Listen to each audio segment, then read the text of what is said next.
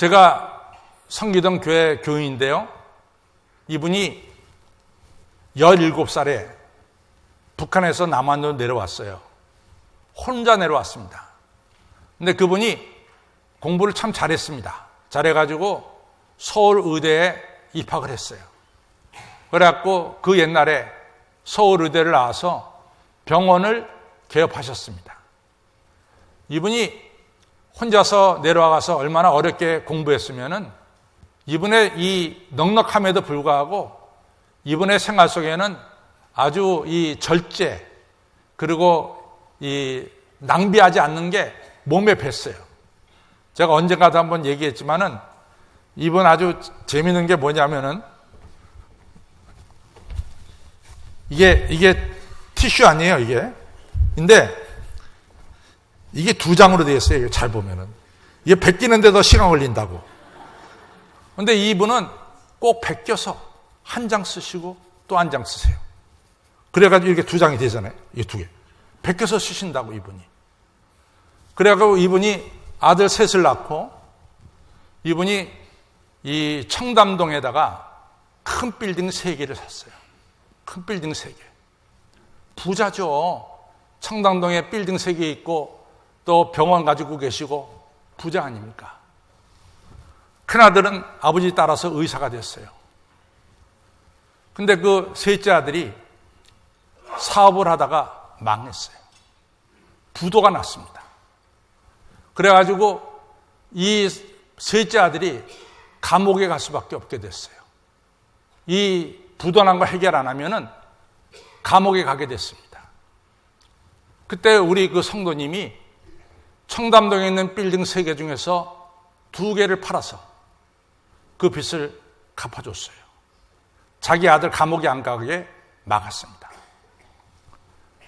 큰아들이 이런 아버지의 행동을 보고 화가 났어요. 그래갖고 아버지한테 아버지, 저놈이 잘못한 거 저놈이 책임져야지 왜 아버지가 이 재산을 팔아서 저 아들을 갖다가 이 망하게 한 걸 다 갚아주십니까? 저는 아버지 하는 행동에 대해서 저는 받아들일 수가 없습니다. 하면서 큰아들이 아버지에게 대들었어요. 근데 아버지는 그 셋째 아들을 위해서 계속해서 빌딩 팔았어요. 갚아줬습니다. 큰아들이 나 다시는 아버지 안 봅니다. 뭐 큰아들도 병원 의사니까 먹고 살만하니까 아버지 기댈 필요가 없죠. 나 다시는 아버지 안 봅니다. 아버지하고 의절했단 말이죠. 근데 여러분들 되게 북에서 내려온 분들은 이남의 가족이 없어요. 이남의 가족이 없어요. 제가 전에도 한번 우스운 얘기했지만 우리 집 식구 9명이 이같이 브라질로 이민 갈 때요. 우리가 9명 다 탔거든요, 비행기에. 근데 우리 아버지께서 밤에 일어나서 9명을 세더라고. 아니, 비행기 안에서 어딜 도망가? 다 있지. 근데도 가족 없이 내려오니까 이 가족에 대한 이런 끈끈함이 대단합니다. 근데 이분도 아들 셋 중에 큰 아들이 그래도 믿을 만한 아들이고 아버지의 뒤를 이어서 의사가 됐는데 이 아들이 말이지 아버지하고 절교하게 되니까 충격을 받으셨어요. 이 아들이 글쎄 이 아버지가 자살을 하려고 들었어요. 자살을. 그러니까 부인네는 권사님이 나한테 전화를 했어요. 목사님 빨리 오셔야 되겠습니다. 그래서 제가 갔죠. 갔더니 그분이 말씀하기를 목사님 저 살 의미가 없습니다. 아니 아들 하나가 지금 돈을 안 갚으면 철장에 가야 되는데 그래 아버지가 그 문제를 해결해 줄 수 있음에도 불구하고 그걸 어떻게 못 본 척합니까? 이 셋째 아들 철장에 집어넣을 줄 없지 않습니까? 그래서 내가 빌딩 3개 중에 2개를 팔아서 그걸 갖다 빚을 갚아줬는데 큰아들이 그것 때문에 나하고 절교하고 절연하고 다시는 안 보겠다고 떠났습니다. 내가 인생을 잘못 산 것 같습니다. 이분이 이러면서 자살을 하려고 들더라고요. 그래서 제가 그러시면 안 됩니다. 지금까지 정말 그분이 3파선 넘어와서 살아온 게 하나 드라마 같은 인생인데 그래 그거 가지고 죽으면 되겠어요? 그래서 그러면 안 됩니다. 그랬어요. 여러분들, 아버지의 마음이 다 똑같아요. 그 아들 중에 한 명이 어려움을 당했다면은 그 아버지가 그 아들을 도울 수 있다면은 무슨 수단 방법을 써서라도 돕지요. 여러분 안 그러겠어요? 저하고 제 집사람은 그럴 것 같아요. 우리 애 중에 누가 하나가 어려움이 백이 하나 당한다면은 무슨 수를 써더라도 우리 아이를 건져내고 싶은 마음으로 가득할 거예요. 이것이 부모님의 마음입니다. 하나님도 똑같아요. 하나님이 하나님의 손으로 창조한 우리 인간, 하나님의 형상대로 창조한 인간이 죄 때문에 영원히 멸망당한 것을 그냥 볼 수 있냔 말이죠. 그냥 볼 수 없죠. 그래서 바로 우리 하나님께서 하신 일이 독생자 아들 예수님을 이 땅에 보내신 거예요. 우리가 하나님에 대해서 잘 알아야 되는데, 하나님은 혼돈을 질서로 바꾸신 분이에요. 그 첫날 혼돈했던 세상이 하나님이 빛이 있으라 하시면서 질서를 잡으셨어요. 이 질서가 잡힌다는 것은, 질서가 있다는 것은 법과 원칙이 있다는 거예요. 법과 원칙이 없으면 질서가 없는 거예요. 또 법과 원칙을 세우고 그 법과 원칙을 우리가 지켜나갈 때 거기에 질서가 있지, 법하고 원칙은 분명히 있는데 질서를 우리가 안 지킨다, 그 법과 원칙을 안 지킨다, 그럼 질서가 깨지는 거죠. 하나님은 질서의 하나님이세요. 그래서 첫날, 둘째 날, 셋째 날도 질서 있게 하나님은 창조하셨고, 넷째, 다섯째, 여섯 날도 질서 있게 하나님을 창조하셨어요. 하나님께서 이같이 법과 원칙을 정하실 때 분명한 법 중에 하나가 뭐냐? 이러한 인간의 죄, 레위기 17장 11절에 보면은 이러한 인간의 죄를 씻을 수 있는 길은 피밖에 없다 그랬어요. 피에 생명이 있으니 피로 말미암아 죄가 사해지느니라 그랬어요. 피밖에 없어요. 그러면 우리 인간이 저지른 이 죄를 씻기 위해서 하나님이 누구의 피를 쓸 것인가? 누구의 피를 쓸 것인가? 아까도 얘기했지만은 그 아버지는 자기 셋째 아들이 망한 그 빚을 갚기 위해서 남의 돈 끌어다가 빌려가지고 그 빚을 갚지 않았습니다. 자기가 이 휴지 한 장이라도 아껴 써서 모은 그 재산, 남한테 구두쇠라고 하는 수없는 욕을 들어가면서 모은 그 재산을 과감하게 팔았어요. 그래서 그 판돈으로 그 자식의 빚을 갚아줬습니다. 하나님은 여러분과 저의 죄를 어떻게 사하시겠어요? 하나님은 다른 것을 사용하지 않았습니다. 바로 자기의 아들, 독생자 예수님을 이 땅에 보내셔서 인간의 죄를 사하시게 했다고 말이에요. 바로 그것이 크리스마스입니다. 오늘 여러분과 제가 마태복음 1장 21절에 가브리엘 천사가 요셉에게 찾아와서 네 아내 마리아가 잉태한 아이는 모든 인간의 죄를 사하기 위해서 온 자다라고 얘기했어요. 예수님이 이 땅에 오신 것은 인간의 죄를 씻기 위해서 오셨다라고 예수님 태어나기 전부터 가브리엘 천사가 요셉에게 말씀했어요. 예수님의 길을 예비한 세례 요한이 예수님에 대해서 말씀하기를 하나님의 세상 죄를 지고 하는 어린 양이라 그랬어요.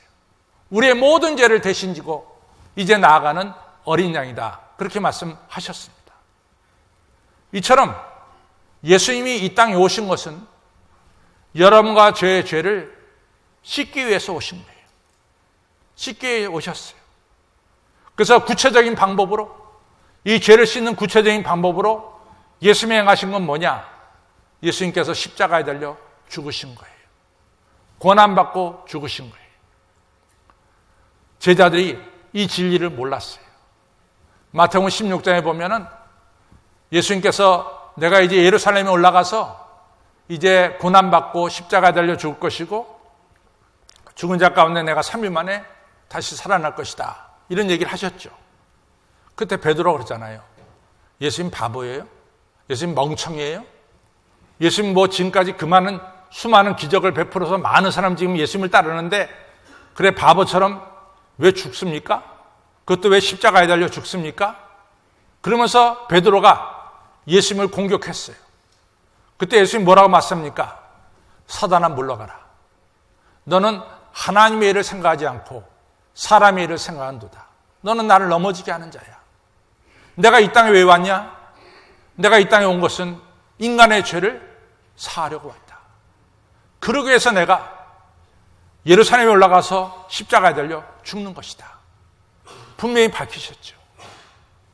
예수님은 우리 인간의 모든 죄를 대신 지시고 십자가에 달리셔 죽으셨어요. 벌써 이 일은 오래전에 이사야 예언서에 예언되고 있어요. 그는 실로 우리의 질고를 지고 우리의 슬픔을 당하였거늘 우리는 생각하기를 그가 하나님의 징벌을 받아서 매를 맞고 벌을 받는다 하였도다. 우리 예수님의 십자가의 죽음이 바로 예수님 자신의 죄 때문에 십자가에 달려 죽는 것을 생각했다는 거죠. 이사야 53장 5절에 그가 찔림은 우리의 허물을 인하며 그의 상함은 우리의 죄악을 인하며 그가 십자가는 징계를 받음으로 우리가 평화와 자유를 누리고 그가 채찍에 맞음으로 우리가 나음을 입었도다. 우리는 다 양 같아서 그릇 행하여 우리 갈 길로 갔지만 하나님께서는 우리 무리의 모든 죄를 바로 예수 그리스도에게 담당시키셨다라고 말씀하고 있습니다. 여러분, 바로 예수님은 이처럼 우리의 죄를 사하기 위해서 십자가에 달려 죽으셨어요. 골로새서 2장은 좀 더 현실적이고 우리의 죄가 종이에 다 쓰여졌어요. 어떤 죄 졌다 다 종이에 쓰여졌어요. 우리의 죄가 쓰여진 종이를 가지고 십자가에 달리셔서 그 피가 우리 쓰여진 모든 죄를 다 깨끗하게 씻어주셨다라고 사도 바울은 골로새서에서 말씀하고 있습니다. 예수님의 십자가의 죽음은 우리 죄를 사하기 위함입니다. 그런데 문제는 있어요. 그런 진리를 깨닫는 사람이 있는가 하면 깨닫지 못하는 사람이 있어요. 아마 제가 이 시간 말씀해도 확실하게 깨닫고 맞습니다. 예수님 맞습니다. 아멘 그렇습니다. 진실로 그렇습니다. 라고 지금 마음속으로 동의하시는 분이 있지만은 제가 말씀드리는 이 예수님의 이러한 태어나심과 십자가의 진리를 아직도 동의 못하는 분들도 없지 않아 있을 거예요. 그런데 하나님은 그노 개의치 않아요. 여러분과 저가 예수님을 십자가에 달려 죽게 한 하나님의 이 뜻을 여러분과 저가 이 시간 깨닫든 깨닫지 못하든 관계하지 않아요. 그래서 로마서 5장 8절에 보면 우리가 아직 하나님과 원수되었을 때 이러한 진리를 깨닫지 못할 때 하나님께서는 우리가 깨닫든 깨닫지 못하든 일방적으로 독생자 아들 예수님을 십자가에 달려 주심을 통해서 너희들이 나를 이해하든 이해하지 못하든 나는 너희를 사랑한다.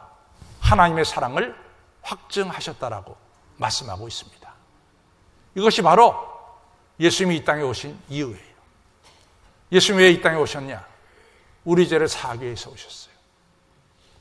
예수님이 왜 이 땅에 오셨냐? 우리에게 새로운 생명을 주시기 위해서 오셨어요. 예수님이 왜 이 땅에 오셨느냐? 하나님의 사랑을 우리에게 보여주시기 위해서 오셨습니다. 예수님이 이 땅에 오신 이유는 너무나 명백해요. 죄를 사하여 주시고 새로운 생명을 주시고 하나님의 사랑을 여러분과 저로 하여금 느끼도록 하시기 위해서 오셨어요. 예수님은 여기서 끝난 게 아니에요. 예수님이 이 땅에 오신 목적은 더 있습니다. 그것은 뭐냐면 여러분과 저를 축복하시기 위해서 오셨어요. 여러분들 로마 황제 중에 옥타비아누스가 있죠. 그 황제를 갖다가 아우구스투스라고 그러는데 이 사람이 식민지 국가로 하여금 더 세금을 걷게 하기 위해서 전부 다 호적을 하게 했어요. 인구조사하려고. 그래서 본래 예수님의 아버지 어머니는 요셉과 마리아는 나사렛에 살고 있었는데 본적이 베들레헴입니다. 그래서 이 본적에 호족하려고 요셉과 마리아가 나사렛을 떠나서 베들레헴에 온 거예요. 근데 다 호족하러 베들레헴에 모였으니까 여간방마다 가득 찼죠. 근데 여간방 주인이 이 배가 남산처럼 부른 마리아의 배를 보고도 이같이 방을 내주지 않았어요. 마룻간에서 마리아가 해산할 수밖에 없게 됐습니다. 저는 그 광경을 잘 보면요, 마음이 짠해요.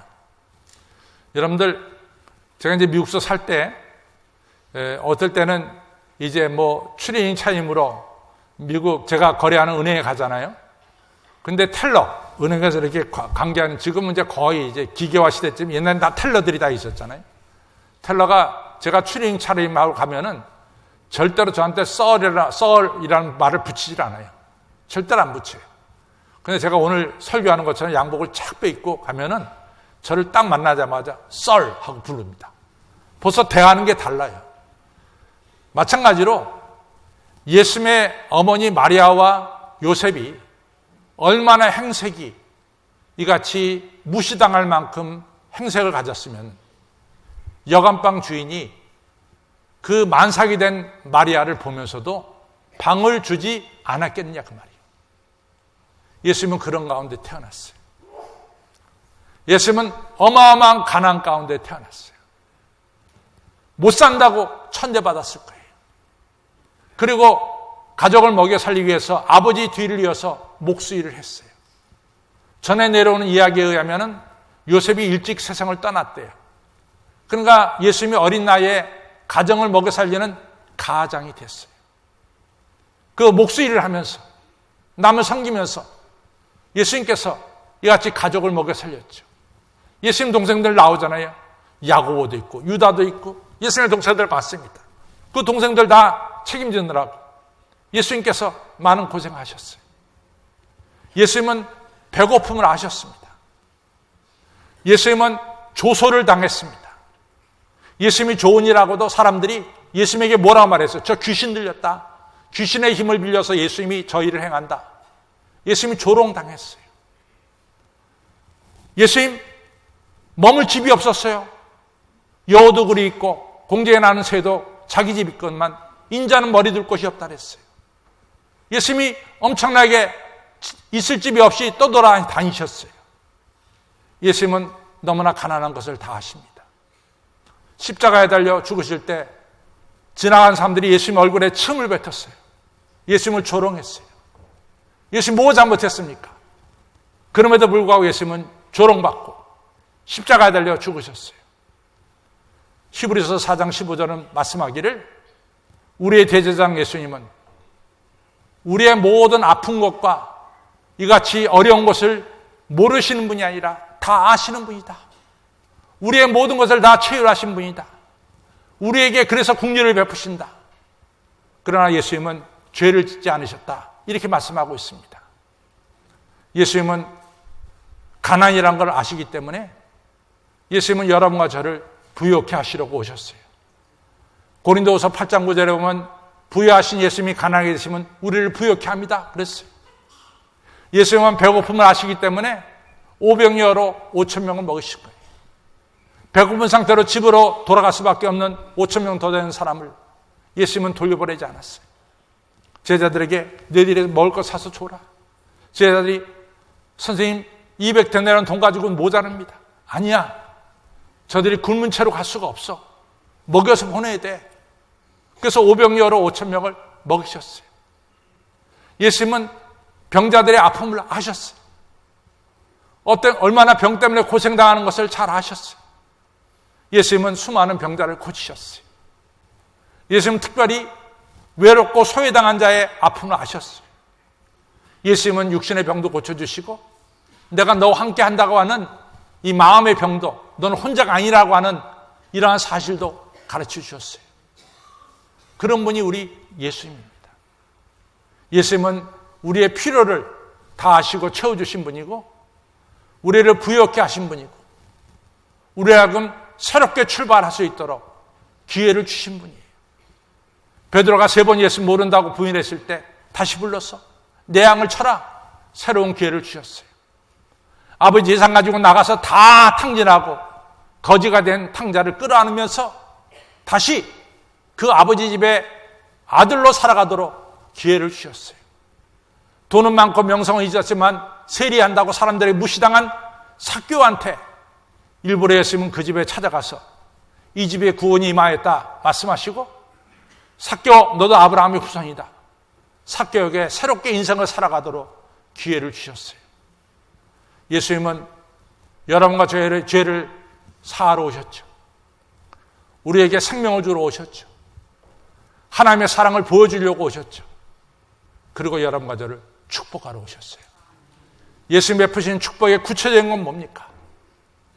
여러분과 저의 필요를 채워주시는 거예요. 우리에게 필요한 것을 공급해 주시는 거예요. 가난한 자를 부욕해 하시는 거예요. 그리고 여러분과 저에게 새로운 기회를 주시는 겁니다. 이것이 예수님이 우리에게 주신 축복이에요. 여러분, 크리스마스는 이 축복, 이 선물을 받은 날이 크리스마스입니다. 그러니까 당연히 여러분, 크리스마스는 이 축복을 받았기 때문에 우리는 기뻐해야 되고 감사해야 되는 거예요. 장사하는 사람들이 가장 기다리는 게 크리스마스 대봉이래요. 아니 왜 장사하는 사람만 크리스마스를 기다리냐고? 실제적으로 축복받은 여러분과 저가 당연히 크리스마스를 기다려야 되고 기뻐해야 되고 감사해야 되지 않습니까? 여러분과 저는 이 축복을 주신 예수님, 이 땅에 오신 예수님을 우리가 기쁘게 환영하고 영접해야 될 줄로 믿습니다. 크리스마스에는 기쁨이 있어야 돼요. 특별히 대림절에는 기쁨이 있어야 돼요. 여러분들 얼굴 보니까 별로 기뻐하지 않는 것 같아요. 우리 옆에 분들에게 얘기하겠습니다. 당신이 기뻐하니 나도 기쁩니다. 시작. 인상 쓰면서 할 수는 없지. 기뻐한다 할 때. 그러니까 크리스마스는 기쁨의 날이에요. 기쁨의 날이에요. 당연히 이 축복을 받았으니까 우리는 예배를 드려야 되겠죠. 예배를 드려야 되겠죠. 저는 크리스마스는 이 자력과 같은 힘이 있다고 생각해요. 자력. 끌어당기는 힘이 있다고 생각해요. 그래서 저 페르시아에 살고 있던 동방 박사들이 베들레헴까지 왔어요. 그 크리스마스가 동방 박사들 끌어들인 거야. 멀리서. 또 들에서 양을 치던 목자들이 들에서 양을 치다가 베들레헴에 있는 예수님에게 와서 경배했어요. 크리스마스는 여러분과 저를 끌어당기는 힘이 있습니다. 왜? 우리를 축복하시고 우리에게 새로운 인생을 주시기 위해서 우리를 끌어당기는 힘이 있습니다. 크리스마스가 예수님이 여러분과 저를 끌어당길 때 도망가지 마세요. 예수님이 끌어당길 때 이 끌어당기는 힘에 여러분 자신을 맡기시길 바랍니다. 그래서 크리스마스의 축복을 받으세요. 죄사함의 축복, 새 생명의 축복, 하나님의 사랑의 축복, 그리고 우리의 필요한 것을 채워지는 축복, 그리고 가난한 자가 부욕해 되는 축복, 그리고 새로운 기회를 주시는 축복을 받으시길 바랍니다. 그래서 하나님께 감사하고 찬양하는 크리스마스가 되기를 주님의 이름으로 축원합니다.